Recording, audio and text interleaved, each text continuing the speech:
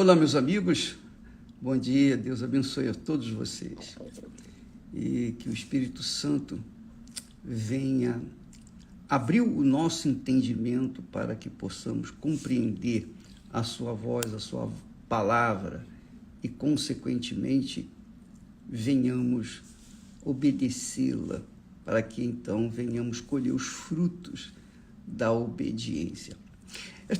Nós temos falado sobre a oração, né? Quando nós lemos os salmos, o que são os salmos? O que são os salmos? Quando você lê o salmo, se sente bem, não é? Por exemplo, você quando está em aperto, pega o Salmo 91 e lê, você se sente aliviada ou aliviado, não é?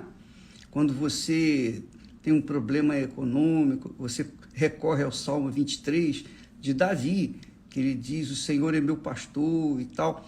Então, o que são os salmos? Por que Deus permitiu que nós tivéssemos acesso aos salmos? Primeiro, os salmos são orações. Você sabia? Os salmos são orações das pessoas, dos salmistas, que vivenciaram o inferno aqui na terra. Isso mesmo. E também eles são proféticos. Muitos salmos de Davi refletem o sofrimento que Jesus passou, que gemeu quando veio a este mundo. Então, se nós pensarmos, avaliarmos, meditarmos bem nos salmos, eles são orações de pessoas aflitas, desesperadas. Lógico, quando Davi estava bem, ele louvava ao Senhor. Deus está assim ensinando nós hoje, cristãos, pessoas da fé, né? Como nós devemos nos comportar diante das tribulações, das provações, dos momentos de alegria, dos momentos de prazer, como nós devemos nos comportar. Então, quando você lê os salmos, você pode avaliar bem em cada palavra, cada verbo, você vê ali ou uma dor, um sofrimento, uma angústia, ou também uma alegria. Veja que Davi diz lá, salva-me, ó Deus, porque eu estou num profundo lamaçal que não dá pé. A minha alma está aflita, sufocada, e coisa dessa natureza. Então, o que Davi passou, enfrentou, ou os salmistas, por exemplo, Asaf, o salmista Asaf fala que teve inveja. Olha só, ele era um homem de Deus, fiel a Deus, temente a Deus, mas ele teve inveja daqueles que eram maus e se davam aparentemente bem. Só que ele não viu o final da vida daqueles que são maus. Não tenha dúvida. Os que vivem na injustiça podem se dar bem por enquanto. Os que vivem na mentira podem se dar bem por enquanto. Os que vivem na corrupção podem se dar bem por enquanto. Os que têm o poder nas mãos de julgar e condenar podem se dar bem por enquanto. Mas vai chegar o dia... Vai chegar o dia, assim como a morte chega para todos. Quando chegar o momento, ou os momentos que antecipam a morte, estas pessoas que viveram no pecado, na injustiça, na mentira, na corrupção, essas pessoas que eram más, elas vão saber, antes de descer a cova, o que é o desespero o desespero da alma quando está prestes a deixar esse mundo e ser levada para um lugar de tormento e de dor. Então, amiga e amigo, use a sua razão, sua capacidade de raciocínio e veja como estes homens que eram de Deus gemeram nas suas respectivas épocas, especialmente Davi, que era um homem perseguido, invejado, caluniado, difamado. Ele fez poucas e boas também. Ele fez também por onde sofrer. Ele sofreu até o fim. Você vai ver na série Reis o que Davi gemeu. Por exemplo, agora, atualmente, você vai ver Davi casando com uma, casando com outra mulher. Enfim, ele, guloso, foi agregando mulheres no seu harém. Mas depois você vai ver o que ele passou por causa daquelas mulheres. Então, amiga e amigo, no sofrimento dele ou no sofrimento dos salmistas, você vê a angústia por que eles passaram. Deus está dando a você, a mim, porque quando você lê o Salmo, você gosta, não é?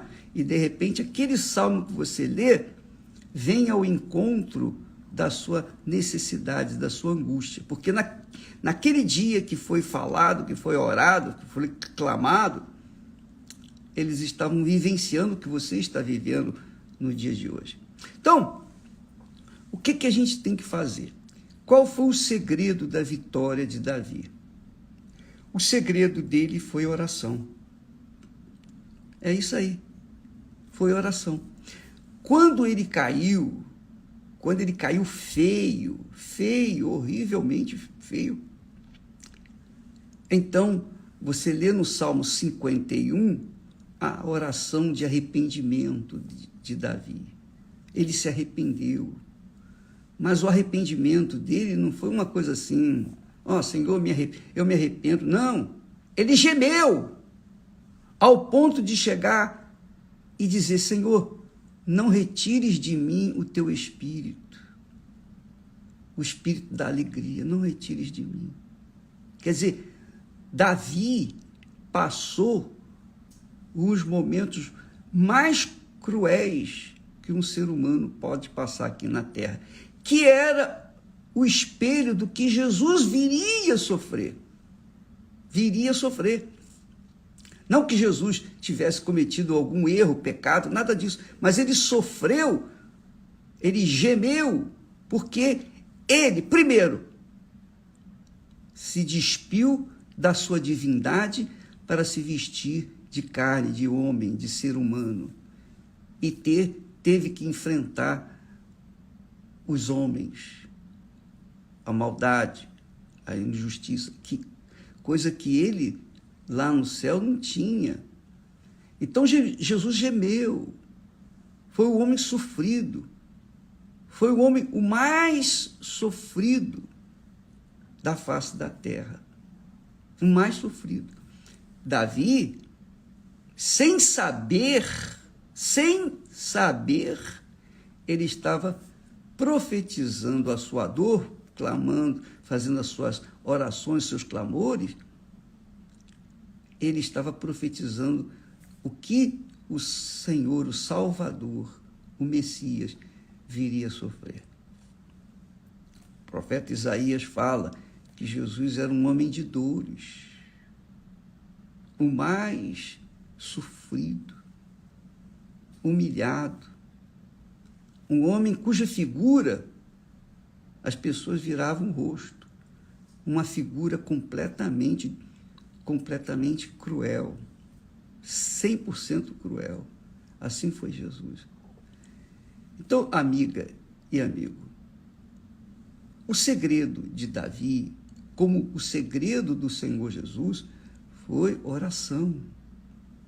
Você verifica que quando Jesus foi levado pelo Espírito Santo ao deserto, para ser tentado, Jesus entrou em jejum e oração, obviamente, porque ele sabia que, como homem, ele tinha que ser forte para enfrentar e vencer o diabo, mostrando assim que é possível você, na sua humanidade, nós, na nossa humanidade, enfrentarmos o diabo, o inferno e vencermos. Então, qual foi a arma de Davi? Qual foi a ferramenta que ele usou para se defender e para vencer? Que foi o que Jesus fez. Qual foi a armadura que eles usaram para vencer o mal? Eles usaram a oração. A oração é uma ferramenta, ou melhor, uma arma de ataque e de defesa. Ataque, porque Jesus ensina a gente a orar assim. Olha só. Não nos conduzas à tentação. Quer dizer, quando a pessoa ora, ela se entrega de forma tal que ela pede, suplica para Deus não a conduzir na tentação, porque ela sabe que a carne é fraca. Livra-nos do mal. Está vendo? Quer dizer, a oração é uma arma de defesa, livra-nos do mal, um escudo. Então, nós temos que usar a oração. O Pai Nosso, como nós falamos ontem, é uma oração completa, perfeitamente completa, porque foi o próprio Senhor Jesus que deu esta arma, deu esta dica para todos nós orarmos. Eu oro, eu continuo orando, mas eu não oro o Pai Nosso, como eu disse ontem, de qualquer maneira, rapidinho, não. Presta atenção, por favor. Quando você orar, você une as forças do seu espírito, do que você quer, junto com os seus sentimentos, que é a sua alma. Então, você junta o espírito com a alma e coloca toda a força naquilo que você está falando com Deus. Quer dizer, essa oração de Jesus é uma oração completa. Por quê? Porque ela abarca toda a necessidade nossa. O pão nosso de cada dia, seja na saúde, seja o pão físico, o pão espiritual, o pão emocional. Oh, meu Deus, dá-nos hoje. Isso é uma forma de você ter no dia de hoje aquilo que você precisa. Mas você tem que colocar o seu espírito e a sua alma juntas ali, naquilo que você está falando. Entendeu? Você não pode, por exemplo, orar, pedir a Deus, livra-nos do mal, e na sua cabeça, no seu coração, você diz, livra-nos do mal. Mas na sua cabeça você está pensando, está viajando, está indo em outro lugar. Não, você tem que colocar a sua cabeça junto com o seu coração, quer dizer, o seu espírito com a sua alma, e colocar toda a força naquilo que você está orando. Jesus diz assim, olha só, presta atenção, hein? Perdoa-nos as nossas dívidas. Quer dizer, na cabeça. Perdoa as nossas dívidas, quer dizer, os nossos pecados, nossas faltas, falhas, nossos erros. Perdoa-nos. Está pedindo perdão. Está orando, pedindo perdão. Perdoa-nos porque nós somos falhos, todos falhamos. Perdoa-nos. Quer dizer, a gente inteligentemente usa essa palavra que Jesus ensina. Agora, também tem o outro lado. Ele diz, assim como nós perdoamos aos nossos devedores. Isso você tem que falar aqui na alma também.